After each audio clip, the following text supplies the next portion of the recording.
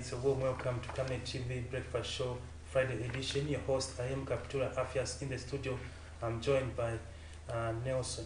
Rather, I'm joined by Vincent Piri. You guys, you are very close with Nelson. So I'm thinking I'm now with Nelson. Yeah, okay. I think I understand you. Well, I was supposed to sue you otherwise. You can imagine, but you are from the same school, we are from the same institution. Yeah. So I think we're one family. Yeah. Otherwise, we'd want to thank our viewers for having found time to join us. Remember that the Friday edition, we do focus on those topical issues as far as business is concerned. And today, it has been an eventful week, and we have a quite number of issues to look up to as we unfold in the show. Yeah, and first of all, let me welcome you to February. Oh, thank you very much. It's our first show in February. Yeah, it's our first show in February. And as you said, there has been a number of activities that has happened towards the end of January. And probably today we might talk one or two of those issues. Yeah, so before we delve into these issues, just about now, as always, let's delve into our health corner. After that, we get into the money markets.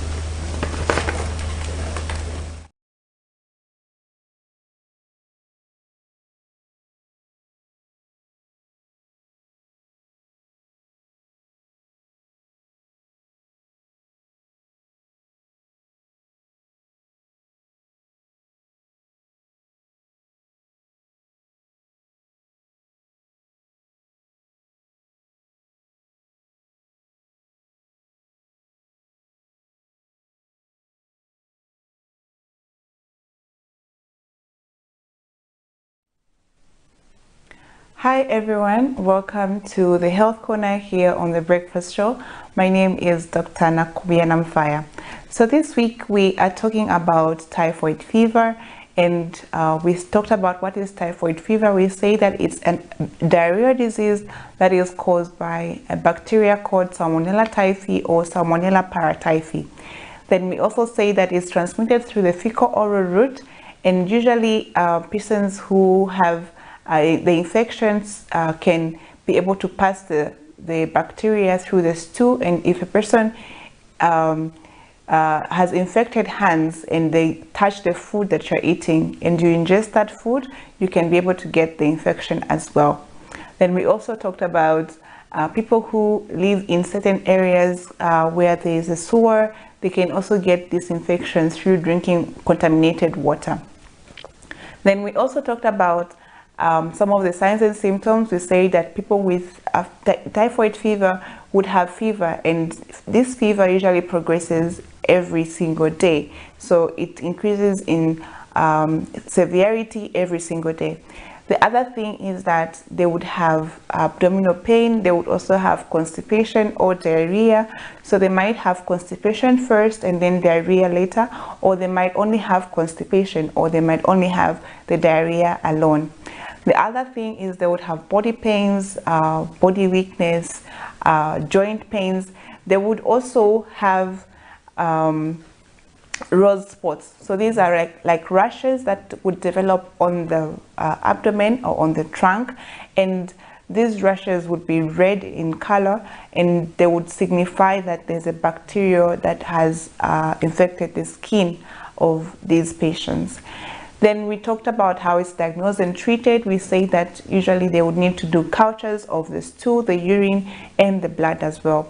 Treatment is based on the antibiotics that work in that particular area or in that particular hospital, because places are different, and based on the types of sensitivities that are there, then they would be able to recommend a bacteria, an antibiotic for you to use.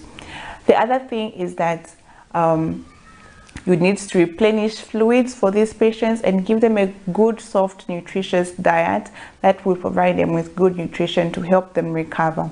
They would also need to keep or observe good hygiene to prevent infecting other people. So today we'll talk about prevention. How can you prevent yourself from getting this infection?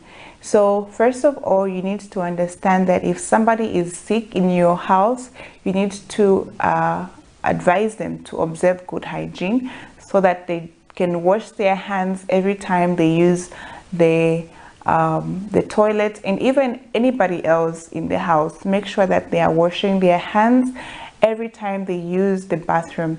And also, if you're in public areas, make sure you wash your hands every time you use the bathroom or every time you greet other people. Before you eat your food, always wash your hands.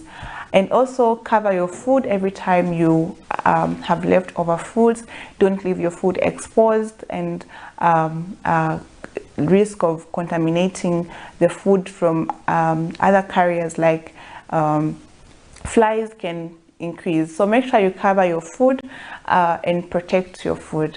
The other thing is, if you are in a place where you drink water from the borehole, try to boil the water.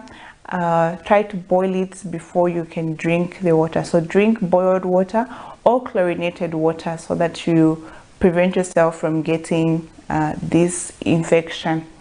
The other thing that you need to do is avoid being in overcrowded places. If you stay in an overcrowded place, then observe good hygiene, or if you're in overcrowded places, in an overcrowded place, observe good hygiene.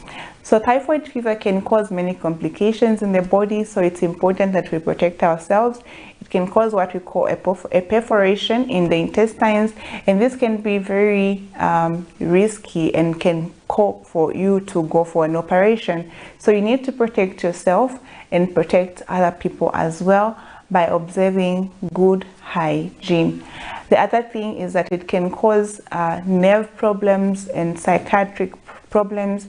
So if it's not treated promptly, you can end up having complications in the nervous system where somebody has paralysis and other complications of the nervous system. So make sure you get treatment early.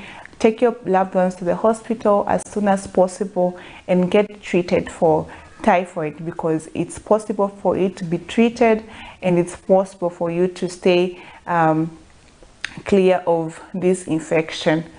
So I do hope you have learned something today. Make sure you watch again next week here on the Breakfast Show on the Health Corner. I am Dr. Nakubiana Mfaya. If you have any questions, you can reach out to me on Facebook at Dr. Nakubiana Mfaya. And if you missed any other episodes, you can watch my YouTube videos. That is Dr. Nakubiana Mfaya as well. I'll see you again next time. Remember to stay healthy and stay blessed.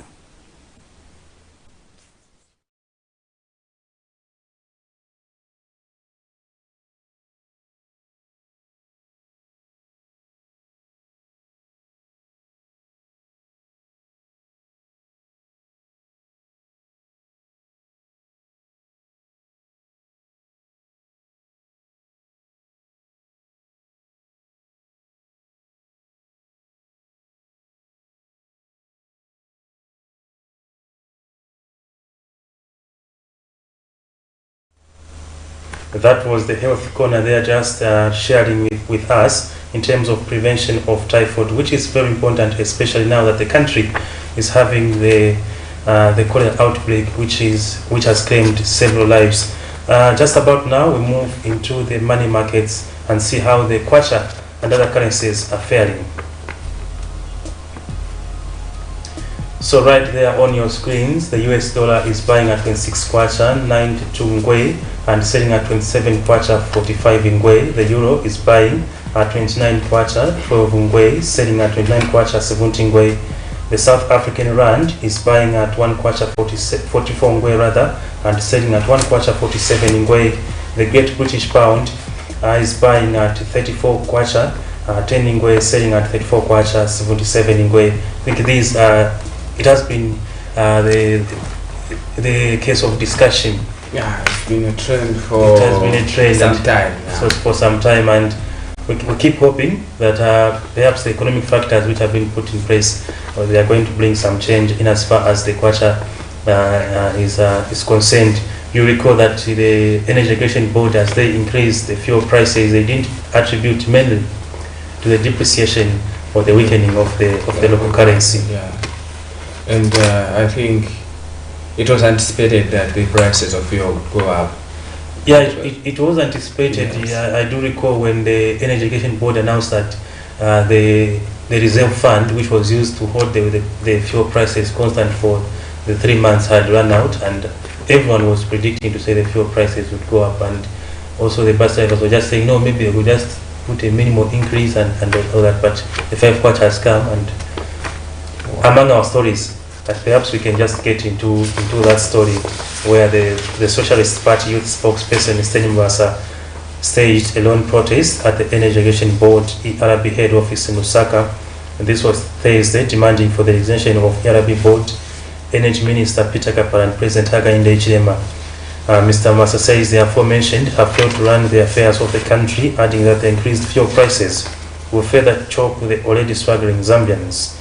On Wednesday, 31st January 2024, the Energy Education Board ERB adjusted the petroleum pump prices from 29 kwacha 98 ingwe to 34 kwacha 19 ingwe for petrol and 32 kwacha 15 ingwe, up from 29 kwacha 96 ingwe for diesel. We can go into that story.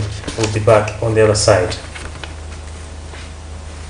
With a straight face, he lied that he was going to reduce minimum prices to 50 kwacha. Today, ubunga nabawesha guys ubunga. Bali mwesha fuelo. Bali mwesha amasara deo baleba pona soti. Shortly after a circular containing the new prices of fuel was circulated, congestion characterized most filling stations as per custom to buy the commodity at a cheaper price before the new prices were effected at exactly 24 hours. On Wednesday, 31st January 2024, the Energy Regulation Board, ERB, adjusted petroleum pump prices upwards. This is despite President Hakainde Hichilema directing the Minister of Energy to create a conducive atmosphere and look into transforming the monthly fuel reviews. The nation is concerned about a monthly increase in fuel prices. Fuel prices have gone up everywhere, but that's why we need our continuity. We need our network to be able to look at how quickly we can get to beyond the monthly price increase of fuel, all adjustment, inequality adjustment. Sometimes it goes down. Riding on this statement and the just effected fuel price increments, Socialist Party Youth spokesperson Stanley Mwasa on Thursday morning staged a lone protest from Manda Hill to the Energy Regulation Board ERB head office in Lusaka, demanding for the resignation of the ERB board, Energy Minister Peter Kapala and President Hakainde Hichilema. Don't want to have kids. We're going to be malnourished. Na kuashoka bantu ba ERB, bakapala, na ba HH na batufirwa. Ichi chilabo chena tatule chifwaya. Birefwaya emitengo ibwere panshi. Ichi anata chiweme, ichi chilabo ichi chipwe. Ichi chilabo chimane basa mwatwalirwa. Tatujiyandi mwatwalira munke. Muzwe wa mushufakulira Hakainde Kapala. And the entire this so-called ERB must be dissolved. We demand that the entire ERB board today must resign. When they resign, the minister also must resign. The president must follow suit as a man of integrity and resign for failing this country. We can't continue. Mufiro kuleka mufume paka kuna mwafirwa. Mwalirwa ulela ya jinojisi jamwalira jisi. Mujaya abantu kunzara, mupaya abantu kunjara, muri kubura abantu nenzara. The guys muri kwita izo tunakunaka. But without being attended to, Mwasa was blocked, but his message sent. But minister of Filibata resigning, Bozeba board resign and everything resign. Not to be intimidating us. So this is why we are here. Because we've got the freedom to express ourselves. Things are bad. You can wear neckties in the manner all you want, but the majority of our citizens, including you and me, yes. Yes.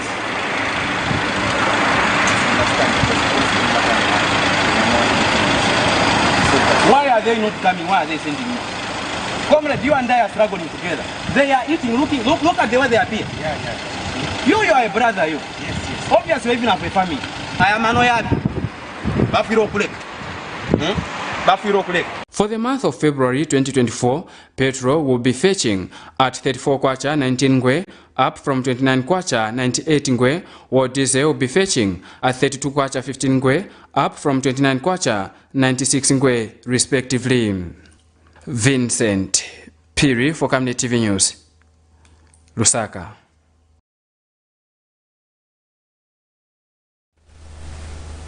If you are unable to conduct the loan protest, you can call in on this show on the numbers on the screen. You can have your say on the increment of fuel. That is the Socialist Party. That is the Socialist Party. They are youth spokesperson conducting a loan protest. Quite dramatic. I must admit that I'm one person who is afraid to do that. I think I can't manage. Oh yeah. No, I can't. I was even afraid capturing that person. Wow. Anyway, what a dramatic way of expressing his views there in terms of the increment of fuel. You can use the numbers on your screen to be part of this program. As we're zooming in the headlines, you can call in and have your say on the stories we're zooming in. Just moving on, severe water brews have hit Chikoi village in Ruiru district of Northern Province due to a faulty water distribution system installed under the Constituency Development Fund CDF at a cost of 285,000 kwacha.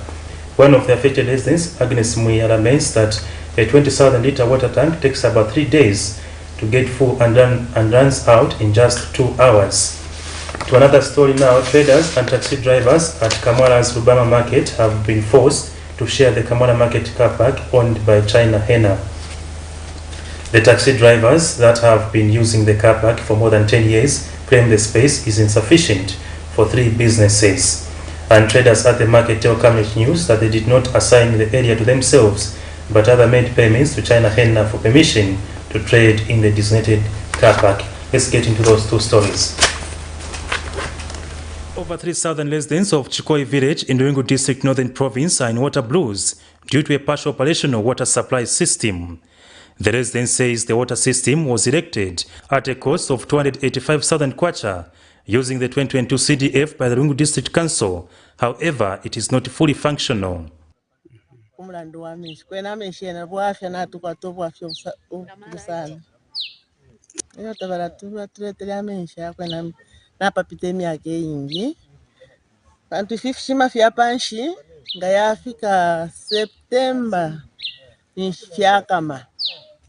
So ilingi twalea kukamana ngatakwini shikuboho so nakwena kula bobu afya malaini. Expressing his displeasure, Headman Chikoi says residents were excited with the establishment of the mechanized water tank, but the situation comes as a major setback. 3 days ile ingishafi ubushikubana amafoto waisura ngati waisura within 1 hour naye kupona abantu bedu ilameshi kanshi kulomba kwa ndina bana ndi muno ngamatupera amatanki ya musango filia twali muboma ule tupera kwa malaiti kuchito asongolupya aba 5 kwacha chitule sonkera manga nkani. The Ruiru Town Council has however attributed the failure to pump enough water due to insufficient power, urging residents to engage the authority to find an amicable solution. Water system to work properly because there's no sun that can generate power to generate the pumping of water. So we haven't received any of that sorts. So what we are calling the headman from Chikoi. If there's any problem, he's free to walk to the local authority. He can speak to the engineers. They are ready to go on the ground and be able to help the people in the area. But addressing the aggrieved residents, Ruiru District Commissioner Chomba Chireshe has attributed the faulty water system to poor engineering, as such facilities elsewhere are operating properly. So, echo namona ko bwafya my engineers besu ewa shabombe yokulingana nebe kiri yokubomba na tontera palicho twala muko bepukisha uwa she design nani how come fyafiro kula twala ameshi kubantu ko kudingiro kutwala because that we impose more than 260,000 kwacha pachintu chire bomba na muchimu teko na ololo pia bakuteko. For Camnet TV News, Afias Kaptula. With over 10 years of operating from Lusaka's Lubama market in the Kamwala area, taxis and bus drivers have been made to share the space with traders. A check by Camnet TV News at the market found the car park in a compact state with very little room for vehicles to pass through the market, a situation that has irritated the drivers.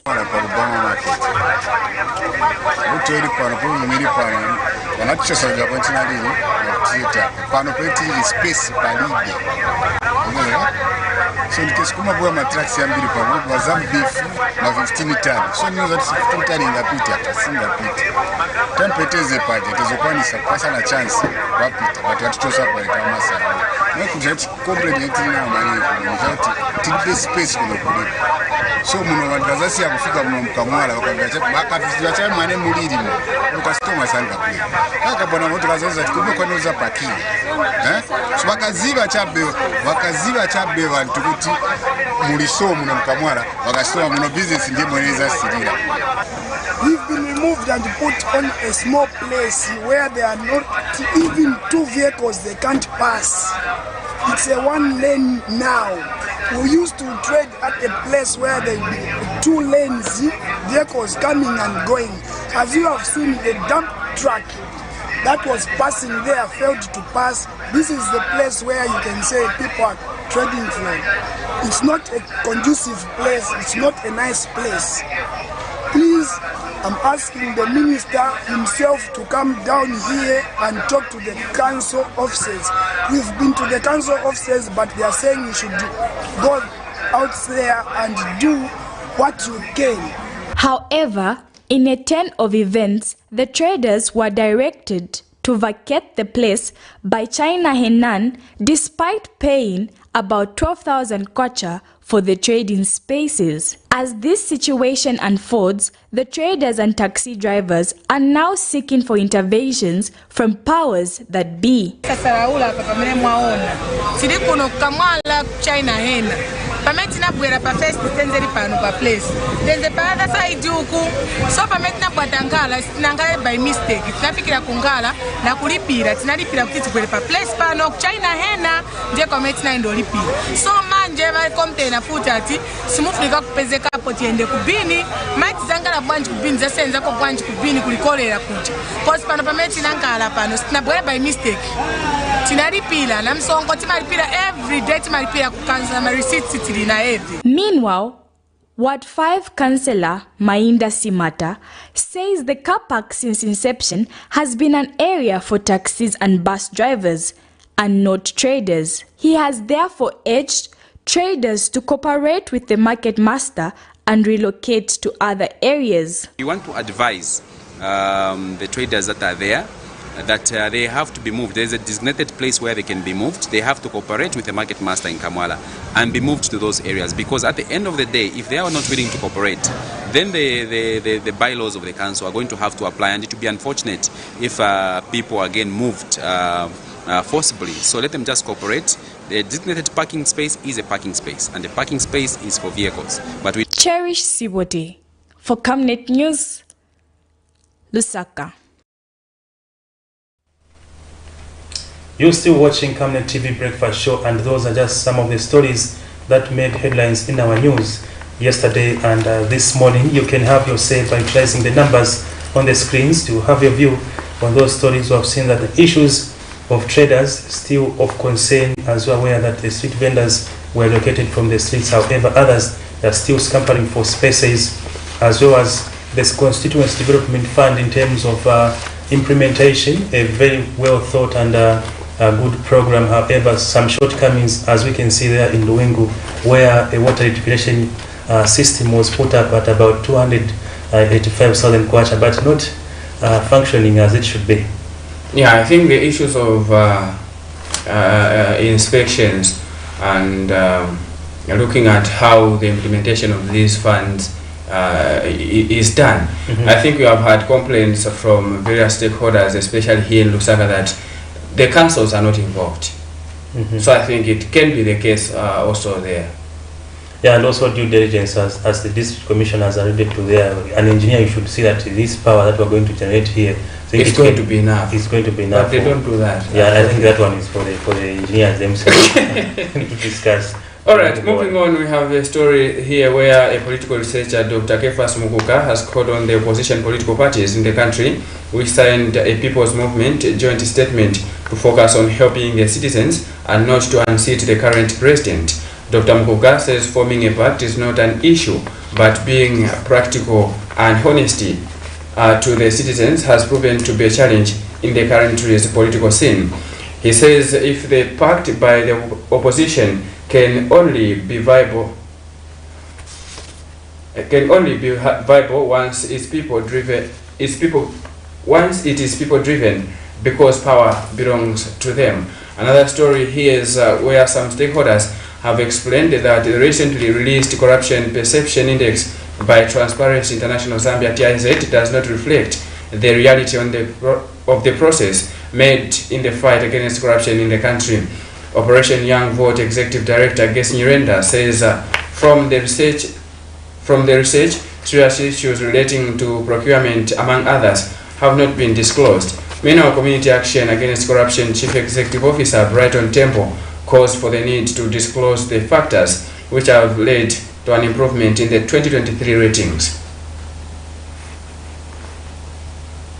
At the height of the economic challenges that have hit Zambia, largely owing to its backlog of debt, 8 opposition political parties convened in Lusaka on Wednesday 31st January 2024, condemning the current administration for alleged failure to control the cost of living, fuel pump price, among other issues. The 8 opposition players described their coming together as a people's movement and accused the government of having ignored calls by various stakeholders on the need to hold the national economic endeavor. But the million-dollar question is, what is the purpose of the opposition pact? Is it people-driven? What solutions are being provided to the Zambians as alternative amidst the economic hardships? Is the economic endeavor a lasting solution? Commenting on the pact by the 8 opposition political parties, political researcher Dr. Kefas Mukuka says the pact by the opposition is not a problem so long as selfishness among the politicians is put aside. Citizens are subjected to abject poverty. So when people are trying to do something in order to redeem the masses, then it has to be very serious business. In the past, we saw some people were not faithful. They started trafficking information from one place to the other. Then also, we saw in the past that some political players could not fulfill what they said they were going to fulfill for other people who came to support them in the so-called alliances. The political researcher, however, says the power is in the people and will decide on the next move. Alliance is being driven by the masses, then surely people are going to be redeemed and the alliance itself is going to achieve the intended purposes. Let's get back to 1990-91. That change was driven by the masses, okay? And the people were in that movement in the first place. They had representation from the church, representation from the labor movement, representation from the NGOs and other civil society organizations. This is the more reason that Kaunda was defeated in 1991. So let this issue be driven by the masses, because the people have got power and power belongs to the people.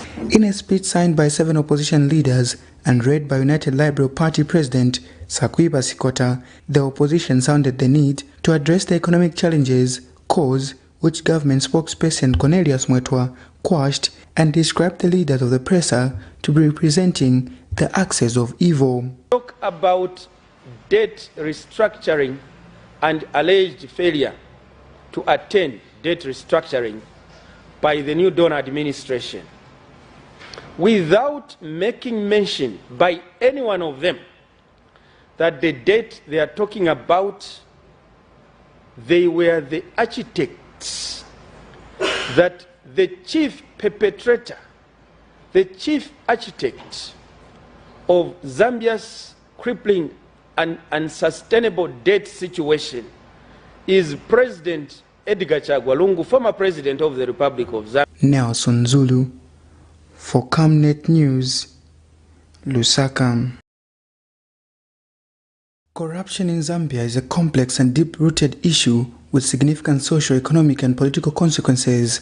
While efforts are being made to address it, for the first time in 10 years, Zambia has recorded an improved Corruption Perception Index score, progressing from 33 out of 100 in 2022 to 37 out of 100 in 2023. According to the index, the country currently stands at 98 out of 180 countries in 2023, an improvement from 2022 when the country stood at 116 out of 180 countries. But reacting to these findings, Operation Young Vote has described the CPI findings of 2023 as a mismatch to what is on the ground. Organization Executive Director Ges Nyirenda says while the reduction by 4 points is commendable, major issues relating to procurement were not highlighted in the index. There's no major issue that is obtaining as at now.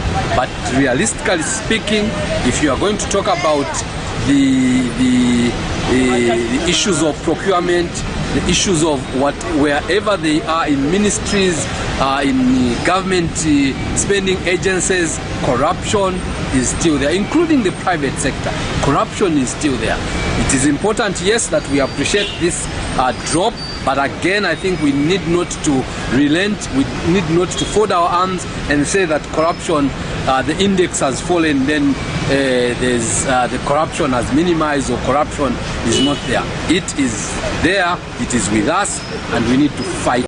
Meanwhile, Community Action Against Corruption Chief Executive Officer Brighton Temple alleges that the findings are misleading, further questioning factors that have caused improvement in the 2023 ratings, which are not present in 2022 when Zambia showed stagnation. To question how the information was gathered for the two reports and the current report. So Transparency International should state these factors. So we challenge them to state the factors which have created this sharp difference in the two reports, 2022 and 2023, because Zambia is under the same government, same kind of system of government, but why the sharp difference between the two statements? So we need those factors to be highlighted by Transparency so that we can understand. Nelson Zulu for Camnet News, Lusaka. Alright, those are some of the stories that have been zooming in this morning, Mr. Kaptula, the issue of corruption and the report by the Transparency International Zambia. What is interesting about these reports by TIZ is that they are being disputed by some civil society organizations. And it's very important that, in academia, such an academic document, when it is challenged, I think the onus is the generator of the document. You're supposed to prove. You prove that the site is how you came up with the document. Yeah. So I think it's very important for them to respond to those calls before they are labeled. Yeah, before they are labeled of site, or whichever. However, as always, and we did mention that we're going to have a guest in the studio, and the guest is on set, who is a Citizen First National Chairhead, Madam Faith Montali. Madam, good morning and a warm welcome to the show. Good morning, sir, and good morning, our viewers. Good morning, Mr. Vincent. Morning, madam. And Happy New Year to you. Thank you very much. Happy New Year to you. Thank you. Just for starters, Citizen First is somewhat a new political party, though the man on the helm has been on the political scene. It has come in with this new name, and you are the national chair lady there. Just how is the party faring nationwide? Thank you very much. Citizens First is the party that is being led by President Harry Kalaba. I'm sure that's the man you are referring to. Yes. Yes, and it will be clocking 2 years in November. Yes, because as you may recall, we were in DP, and then some problems along the way arose. So we thought, no, we form our own political party. And from the time we formed this Citizens First, we went straight into mobilization, because we needed to strengthen our structures, especially that when DP was attacked and taken to courts to explain issues that were not really important. We thought we are wasting time, because our people are asking to say, what next? Where is the future of our leader? Because to them, it was not about the name of the party, but the leader at the helm of the party.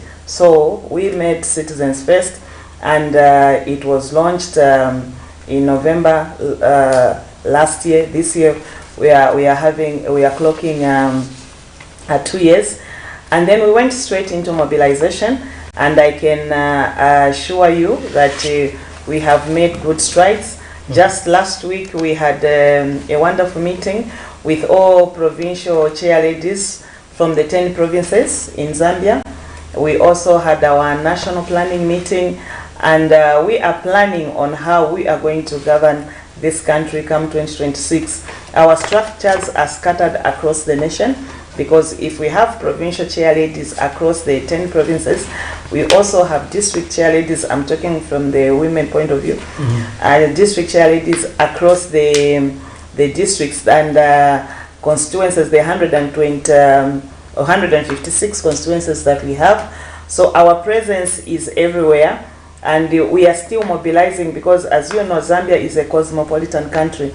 So you find that some places you find it a little bit hard to reach them, but we are making strides to reach those places, and especially with the coming of these by-elections, they are also helping us to spread the news.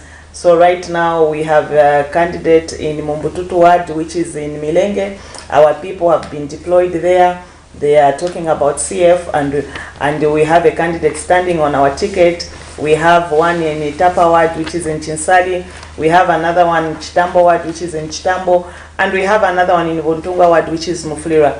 So I think, having given that background, we are preparing ourselves for 2026. And our main job right now is to spread the manifesto of CF, what we are promising the Zambians that we will do for them once we come into power. And maybe you saw that the draft manifesto was even shared on Facebook, which will be launched in September. So that's where we are as a party. All right, I think coming in now, we are looking at economic affairs, which is a topical issue, especially with high cost of living. And you are among the opposing political parties who are promising citizens in terms of to change the current status of issues. Just looking at the economy, the kwacha has continued to weaken. Yes. What are the immediate alternatives that you will do to provide?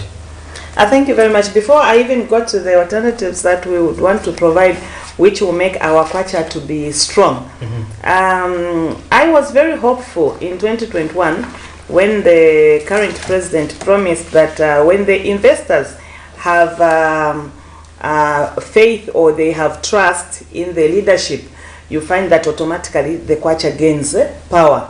There was even an illustration to say, once we are voted into power at 10 hours, 14 hours, the kwacha will gain strength.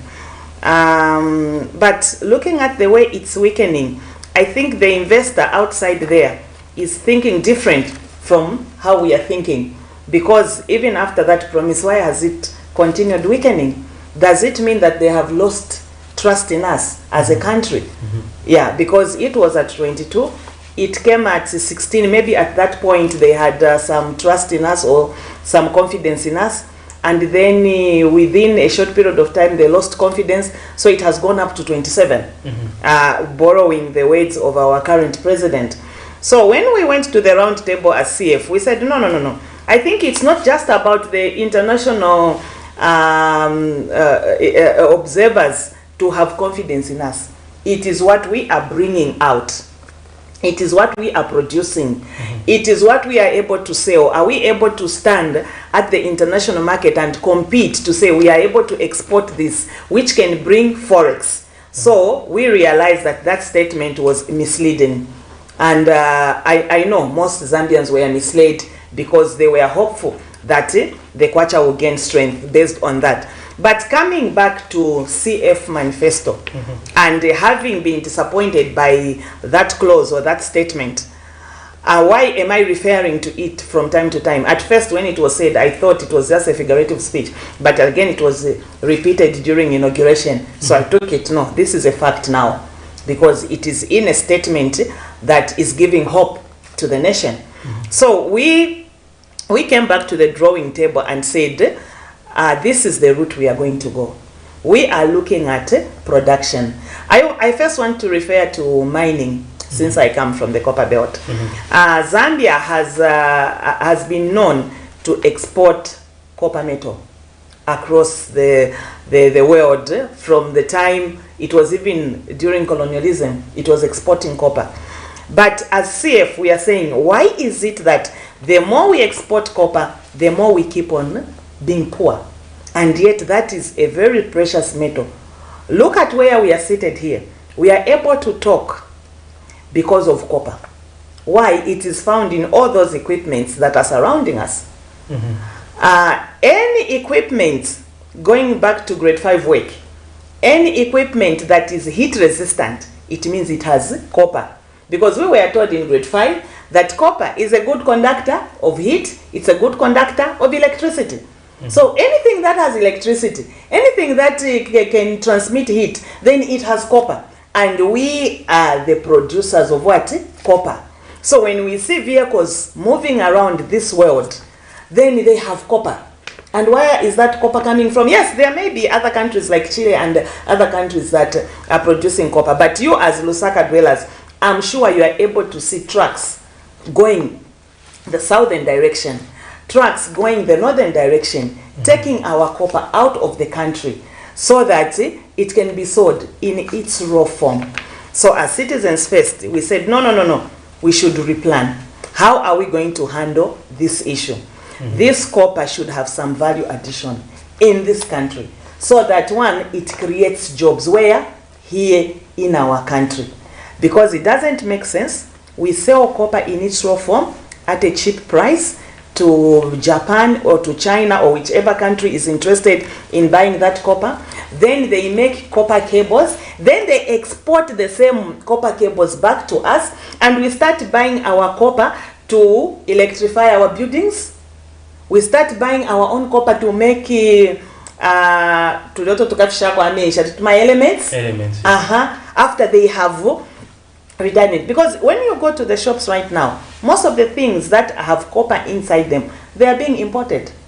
I don't know if you'll be able to point at any gadget you have here which was made here, and yet it has copper inside. So we are saying, no, we should have industries here. We should have industries that will make copper to a finished product, thereby creating jobs. Then we look at the way copper is being sold. In the first place, copper is ours. It does not belong to the outsider. So here is an outsider.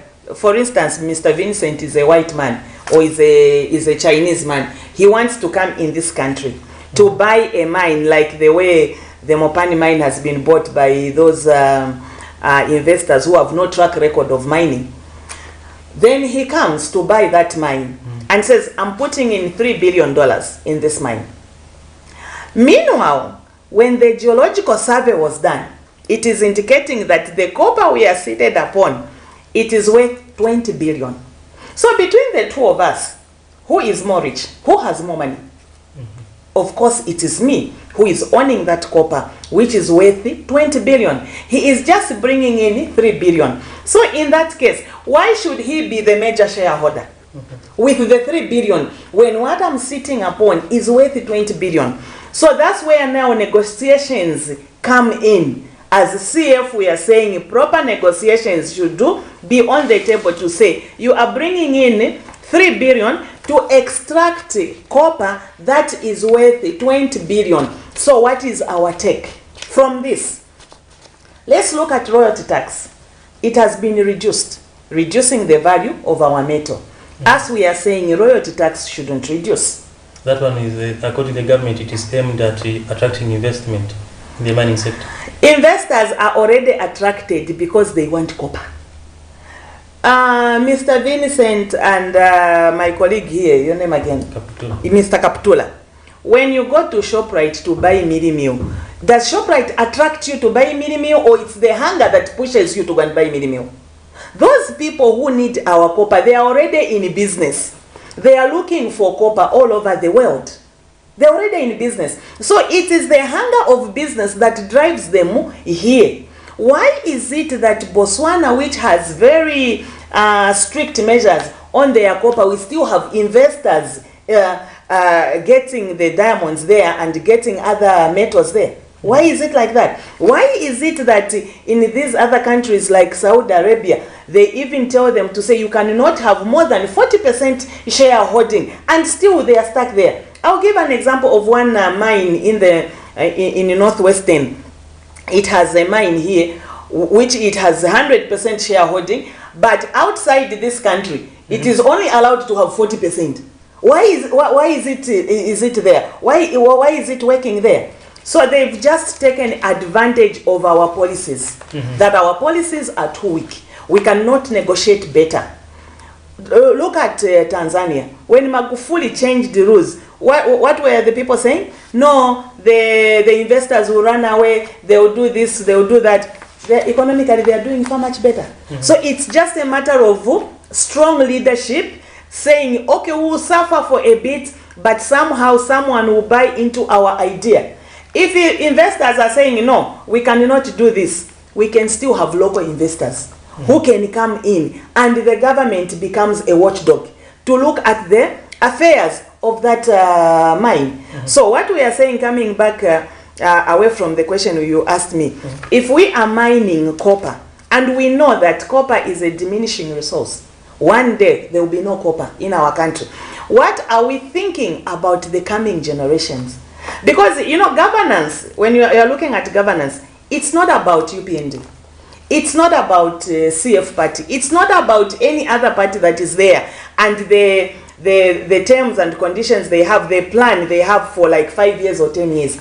It's about this country and its future 100 years from now, 200 years from now. Because this is where our children up to the 4th generation and 8th generation will live in. So what are we leaving for them? So that's why I'm saying that it's beyond politics.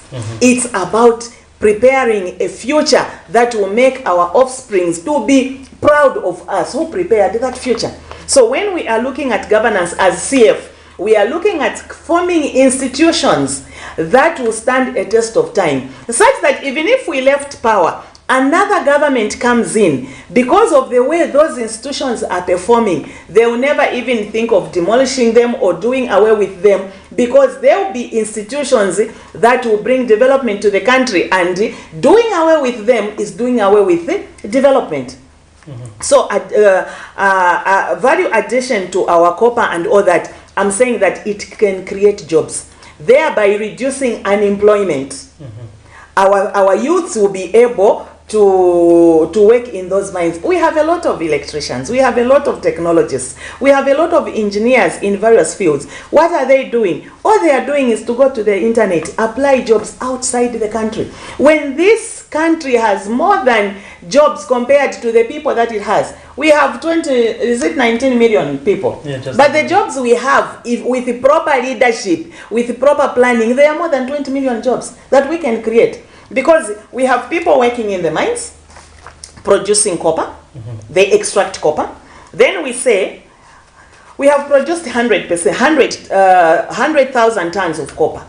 We are going to sell 50,000 in its raw form.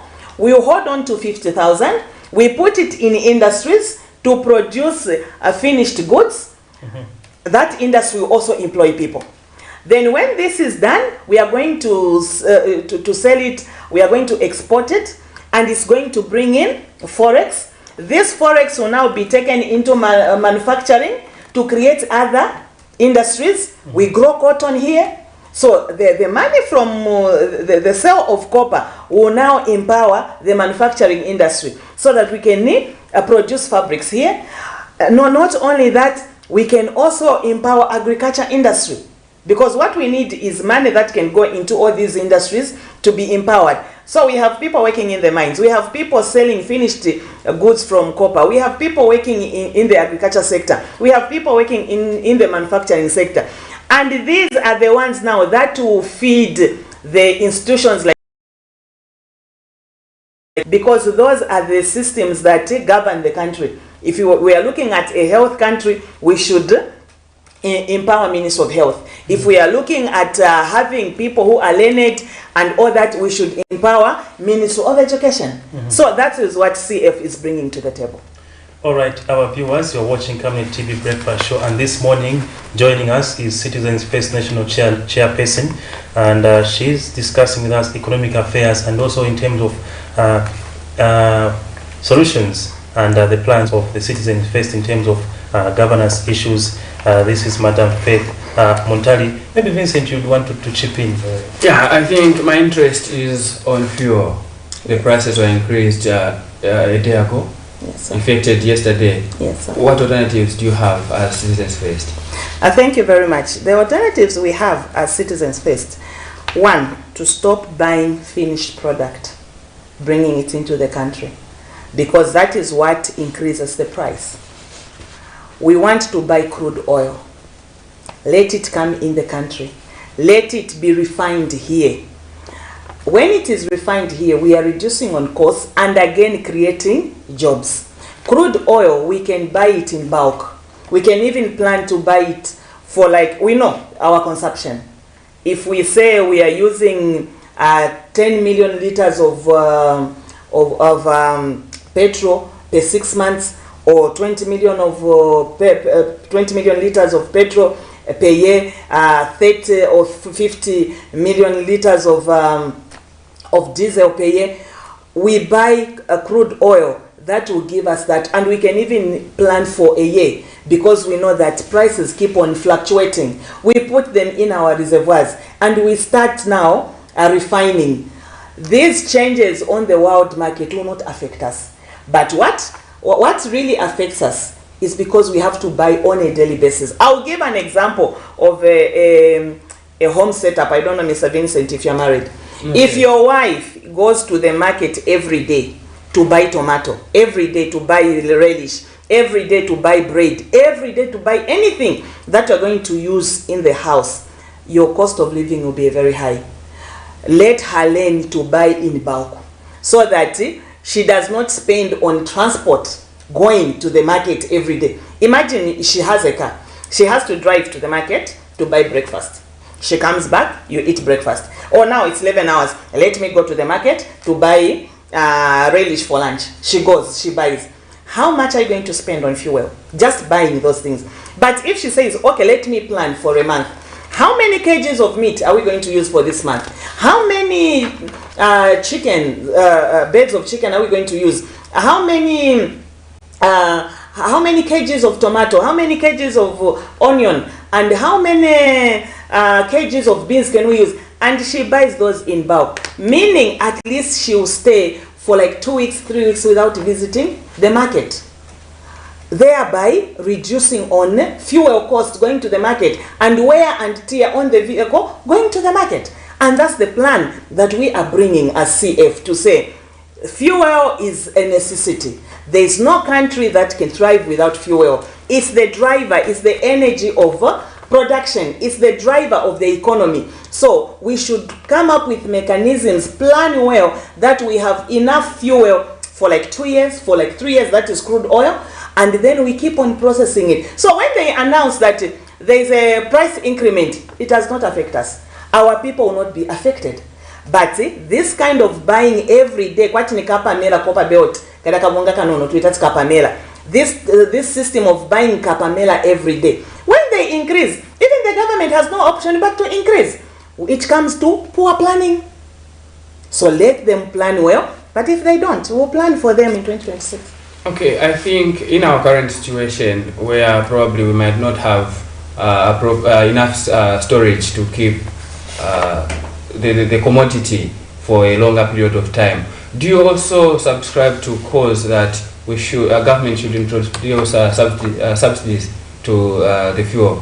In the first place, I want to refute that we do not have enough reservoirs to keep our crude oil. We have Indeni refinery. Where was it keeping its crude oil? And if we realize that because of the growth of our population, so it is not enough, how much land do we have where we can build? If we can manage to give each constituency 30 million CDF, Meaning we can build reservoirs. We can build. And if we borrow to invest, it's not a problem. If we are borrowing to spend, okay, we collected so much $1 million so that we can pay the teachers, we can pay the health workers. Why can't we borrow to invest in that so that we have enough reservoirs which can keep our crude oil? We can. They were talking about revamping the Tazama pipeline, but for it to transport a finished product. In a country that is hunger-stricken, what will happen to that pipe? It will be bogged and people will start getting a fuel for free. That's what will happen. So we are saying Zambia is not that poor. We know that Zambia can borrow, but if we borrow to spend, then we are safe. The problem we have, if we borrow to invest, we are safe. The problem we have in most cases, we borrow to spend. And when we are borrowing again, we go to people who have no heart for the country. Why should I come to Mr. Kaputula and say I want to borrow 300 kwacha? And he even tells me how to spend that 300 kwacha. I'm the one borrowing, I'm the one to pay back, and then he tells me, okay, Madam Faith Muntadi, this 300 kwacha I've given you, from here you go to ShopRite, then you buy ice cream, and then you buy also Hungry Lion. I know the reason why I have gone to borrow money. So is he saying that I'm that dough that I cannot plan for that 300 kwacha? So I'm only intelligent when it comes to paying it back, but I'm not intelligent when it comes to using it. That's what these people are telling us. So why don't we cut ties with them and go to people who say, oh, you want to borrow money? No problem, but how are you going to pay back? How we use the money, they don't ask, they just ask us how we pay back. How we use it is our business. But this system of borrowing from people who dictate to say this money that you have borrowed, this is the way it's going to be used. How sure are they that it will be profitable to the Zambian? So this is what we are looking at. Coming to the issue of revamping the economy, so it is said by the current government. They say that the coffers were empty when they took over government because there was mismanagement of the economy. And we have seen that the difficulties have continued, that we have mentioned. How would you want them to, let me just hold on, seems to have a caller. Hello? Hello, good morning. Yes, morning. How are you? I'm fine. I'm Chris Nyirenda calling from Camnet. Sure, you can go ahead, sir. Yes, the issue of borrowing, I think the guest there is not even giving us a solution on how she can sell the event. Because, when you are just speaking, you need to speak so that as a viewer would get some sense from there. Because if you are just castigating those who are in power without you getting solutions, I think that is not the way we can rule this country. Let Madam Faith give us the solution to this problem. This is what we are waiting for. Because in Ghana fuel, for me, what I've seen, it's not something that someone will just woke up in the night, no about fuel or cheaper. We have seen Tanzania has got a port. Mozambique has a port. Today, we are in Camnet. Truckers, they are buying fuel in Camnet. They are saying in Mozambique, fuel is much expensive and compared to Zambia. Tanzania has got a port, but you can't compare the price of fuel in Tanzania. So what is it that Zambia we should do? This is what we are expecting. Sorry. All right, you are okay. Thank you, sir. I think Mr. Nyirenda did not hear me well when I was explaining about crude oil. Maybe let me explain in Tumbuka, since Nyirenda is also Tumbuka. Vanyirenda ibitikuyoya pano tikuti tigulenge inibau kutigulenge vinandi sono palatagula muno mu Zambia ndimo tichitenge separate. Diesel ibe yekha, petrol ibe yekha, kerosene nayo ibe yekha. Palatagula vinandi paketagula for 1 year or 2 years. Vila vintu olowa kukunyake hoko balunde mabare ofyo baba babike ko mutengo ukulu ise uti chitenga effect yayi ndicho tikuyoya pano mbali wane. kuti tikuyo iyo ndio ni solution sono pala mukukhumba so solution na inyake nama muswaziepo kweni ise as CF iyo ndio ni solution yitu kuti patagula ini bauku vindu vava vinandi muno munyumba ndipo tichite separate njecho chila changulenga kuti nilawise sona pa household planning ndivyo nayo yanga mupulikisia inge mwabali vane batumbuka imwe. Mr. Vincent, we don't be very excited. Don't be very excited that Madam Baby is using that language. We are still in Lusaka. Okay. Yeah, because I gave a solution, so it's like he missed it. So I thought, let me go into our language. Oh, yeah. So I think you're just calling on the issue of a solution. I think it's something that you had touched on earlier, and you're also going back to that. Now, my question is that we have seen that the Patriotic Front has continued to be blamed in this economic mess by the current government whenever they speak out. What would be your comment on that? It's a well-known fact. Patriotic Front messed the country. We cannot run away from it. They messed the economy. And that's why people rose in numbers to vote, because they wanted change. During inauguration, they referred to them. The first 3 months, I expected they can refer to them. But when they go now into implementation of their plans, they forget about PF. I'll give an example of President Mwanawasa. When he came, when he was voted in as president, he found the dollar to be at 5.8. I don't remember him always referring to the past regime to say, President Chiluba and his people did this. President Chiluba and his people did this. He just went straight into work. He brought winter maize. He did HIPIC completion programs. Those who were found wanting, they were going to court. He just said, if you are found wanting, the law will take its course. That's all we used to hear from him. Because in the first place, the current government should ask itself, the more they refer to the PF, it's like adding salt to the wound. People were injured by PF. It's a well-known fact. So, when we keep on referring to what PF messed up, at the end of the day, what are we gaining? I would be very happy if today the current government will say, the more we refer to what they did, the more the dollar goes down. I will say, please, keep on referring to them. But it's not giving us any good results. So let them just go to work. We all know it's a well-known fact. Because there is no need for me to continue referring to, I get married to a man who was married before. Then he says, but the house is dirty. No, it's your former wife who left this dirty. It's your former wife who didn't clean the ceiling. It's your former wife who didn't wash the rugs. It's your former wife. Forget about the former wife. You are the new wife now. Do your work. She's gone. So let them stop referring to PF. We are not with PF. We are with them. And what attracted us to them is the promises. So let's talk about the promises. Let them come out to say, okay, we are unable to fulfill these promises due to ABCD. However, this is our plan B. This is what we'll do to bring the economy to order. Wow, well said.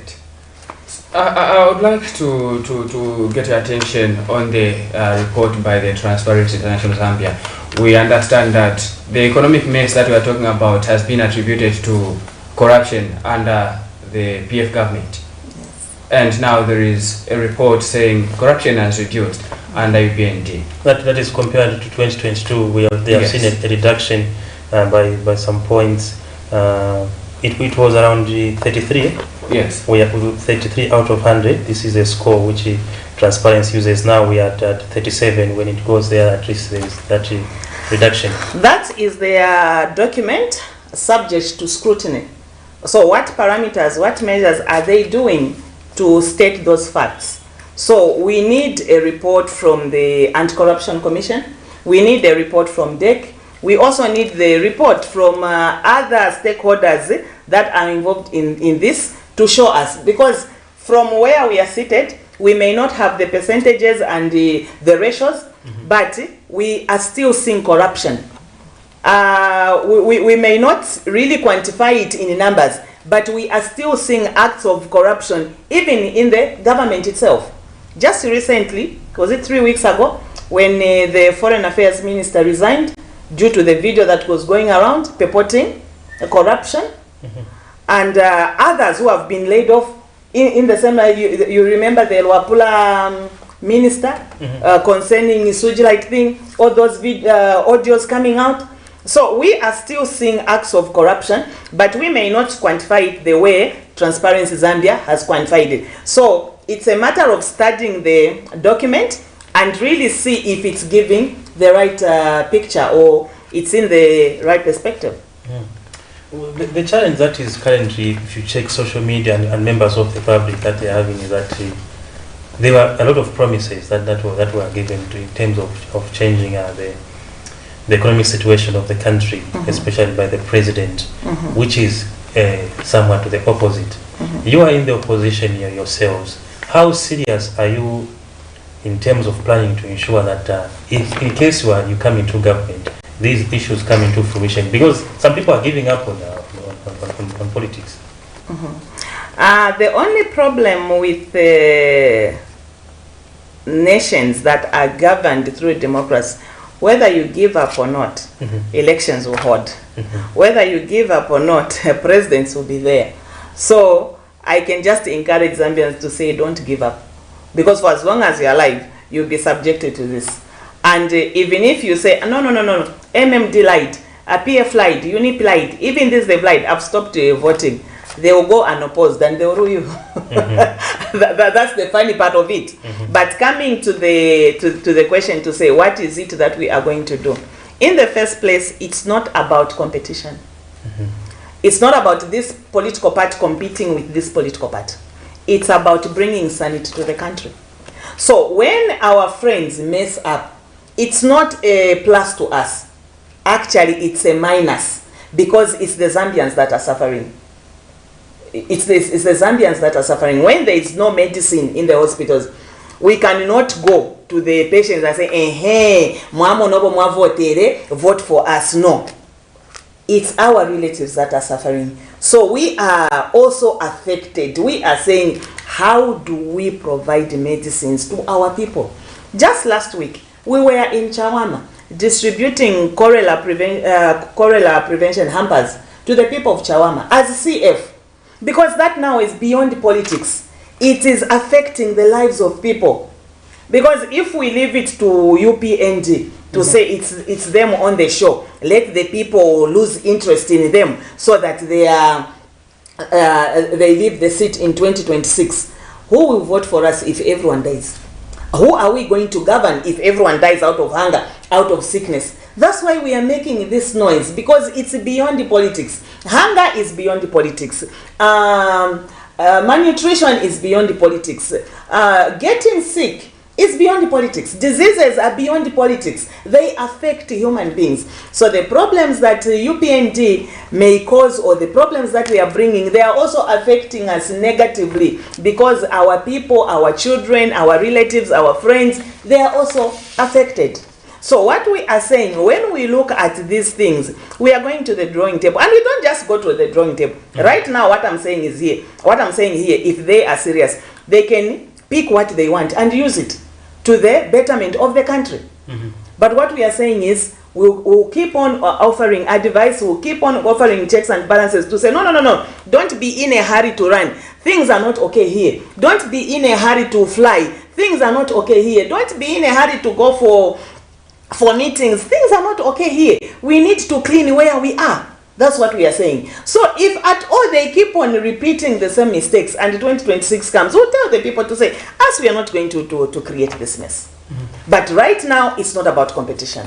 Oh, yeah. As we go towards the end of the program, we saw that just this week, there was a press conference. Yes. By opposing political parties, about 7, isn't it, Vincent? 7, yes. 8. Yeah, and those 8. And there was Mr. Kasonde Mwenda. Okay, that was 8. And so there was also the former president, Mr. Edgar Chagwalungu. You have likely, borrowing from your words, you have likely mentioned that the Patriotic Front, they did mess up the economy. You've been part of that alliance, and also the former president there. Don't you think that you are diminishing your chances of going forward as a political party? Actually, no. We are not. We are not. because like I am going to state on UPND, it's not everything that UPND is doing bad. They brought free education, meaning those who did not have access to education, they have access. So if they come out of power today and we go in, we can still call upon UPND to say how did you do it? So in as much as the PF was messed up and all, it's not everything that they did bad. There are certain things that they achieved. We are talking about the dollar here. In their mess, in their corruption, and in their everything that they did, the dollar was at 22. Now the dollar is at 27.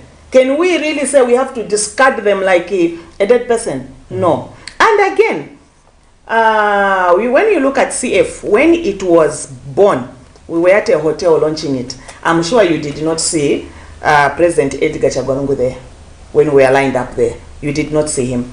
But you saw President Kavimba, you saw President Slavwe, you saw President Savoy, you saw President Chalakateka, you saw other presidents. We've been having joint press briefings. You never saw President Lungu. It was just these other presidents. And now there's this press briefing. He says, I want to attend. Should we stop him? He's a Zambian. That is his democratic right. But we are going there in an alliance to say, and if in fact what has caused this alliance, it's the mess that we are seeing now. So it's a question of saying, President Kalaba says, what do you think we should do with the economy? So President Mwenda brings in his solutions, President Sakwiba Skota brings in, and Ababemba Balanda tumubwingi wamanu emukuteka. So this one brings in, this one brings in. That's where the alliance is coming in. So it should not just point at him to say, why him, why him? We are seated here. We have Moz here. Because of who? Because of the same person. So what I'm trying to say is it's not everything that PF did as bad. In fact, even him himself, he confessed on that forum, President Lungu, to say, we messed up things, but these, they have messed up more. He did not decline that they didn't mess up things.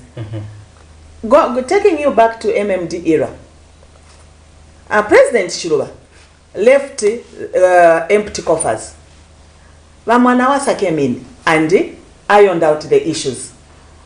And we saw Kuma end where Vamanawasa could talk with President Chiluba here and there.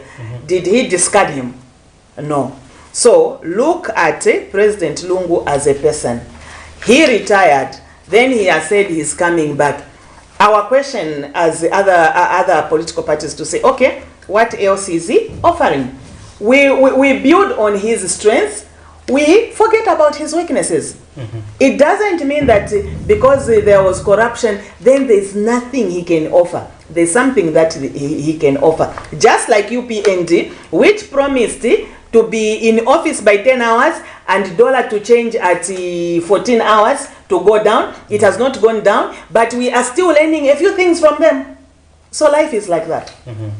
Probably it's still 12 hours for them. Maybe it's 11:59. In the interest of time, I would like to get a yes or no answer. Okay. In case... It depends on how the question will be phrased. Okay, in case former President Edgar Lungu is chosen to be the leader of that pact, of that opposition pact, are you ready to work with him?